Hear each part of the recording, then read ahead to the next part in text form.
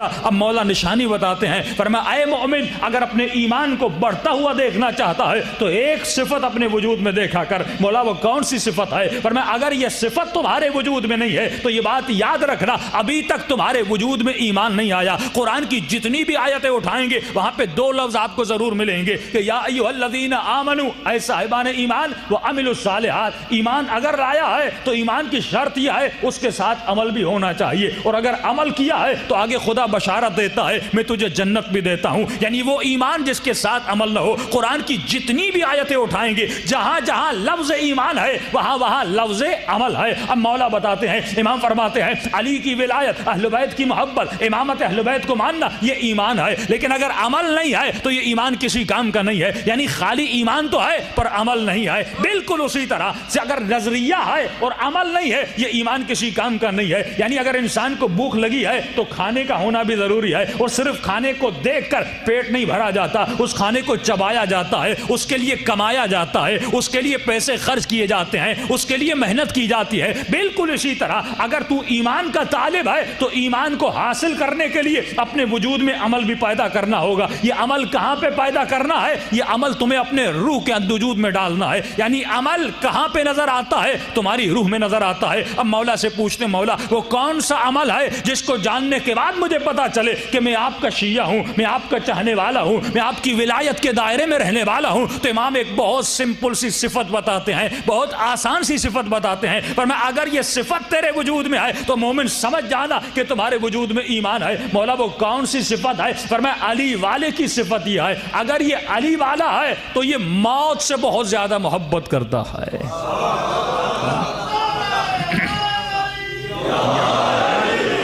دیکھیے نعرہ مارنا کتنا آسان ہے لیکن موت سے محبت کرنا بڑا مشکل ہے۔ اس لیے میں ہمیشہ کہتا ہوں کہاں یا علی کہنا اور کہاں علی کے ساتھ رہنا۔ یا علی کہنا بہت آسان ہے لیکن علی کے ساتھ زندگی بسر کرنا بہت مشکل ہے۔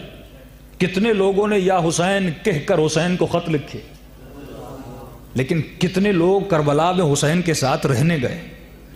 کتنے لوگوں نے غدیر خم میں بخن بخن کہہ کر علی علی کہا؟ وہ بھی تو یا علی کہنا تھا نا، لیکن کتنے لوگوں نے علی ابن ابی طالب کے ساتھ علی جیسی زندگی کو بسر کیا؟ یہاں پہ ایمان کی بات نہیں ہے، ایمان اور عمل۔ یہ قرآن کی آیت ہے، یا ایھا الذین آمنوا وعملوا الصالحات، اے صاحبان ایمان اگر ایمان والے ہو تو عمل کرو۔ مولا کس پہ عمل کروں؟ فرمائے بہترین کلیدی ترین جو کنجی ہے، جسے مفاتیح کہو، مفاتیح الجنان، کس چیز کی کنجیاں؟ جنت کی کنجیاں۔ کتاب کا نام کیا ہے؟ مفاتیح الجنان۔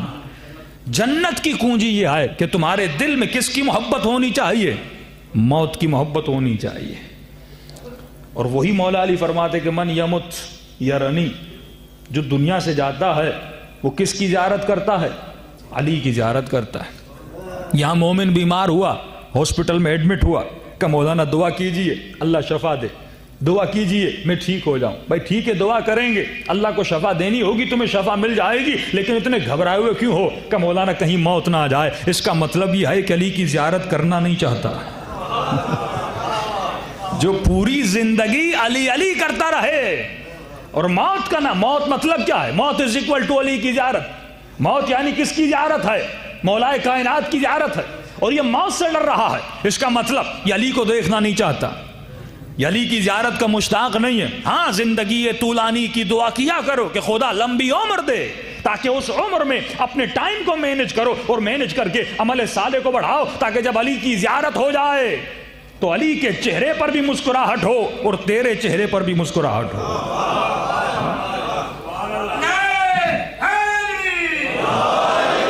صرف زیارت کرنا کمال نہیں ہے، کیونکہ اصحاب نے بھی رسول کی زیارت کی، شمر نے بھی حسین کی زیارت کی کہ نہیں کی، ابن سعد نے بھی زیارت کی کہ نہیں کی، لیکن فرق تھا دونوں کے چہروں پہ مسکراہٹ نہیں تھی۔ وہ بھی سیدہ کے در پر گئے لیکن سیدہ ناراض تھی۔ یہاں پہ عمل متقابل ہے، یعنی وہ بھی تم سے راضی ہوں، تم بھی ان سے راضی ہو۔